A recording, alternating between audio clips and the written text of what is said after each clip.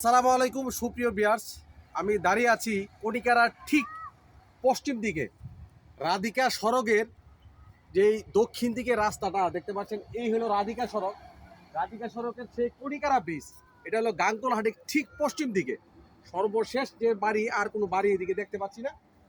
এই রাস্তাটা আপনারা দেখতে পাচ্ছেন যে এই যে কৃষকের বিপ্লব, অর্থাৎ এই রাস্তাটা করার পরে যে কৃষকের যে উন্নতি হয়েছে, সাথে সাথে এই জমিগুলোর দামগুলো বেড়ে যাচ্ছে। দেখেন এই রাধিকা সড়ক থেকে যদি আরেকটু রাস্তাটা উঁচু হয়, এই রাস্তাটা এইদিকে চলে যাচ্ছে সেই কণিকারার ঠিক অনেক দূরে, অনেক দূরে চলে গেছে।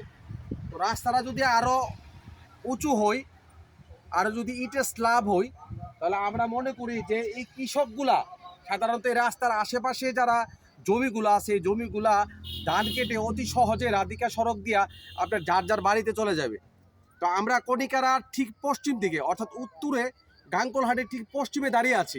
আমরা এদিকে আসি, একটু দেখাই যে এই রাস্তাটা প্রায় 5 ফুট বা 6-7 ফুট হবে। এই রাস্তাটা এখনো মোটামুটি কাঁচা।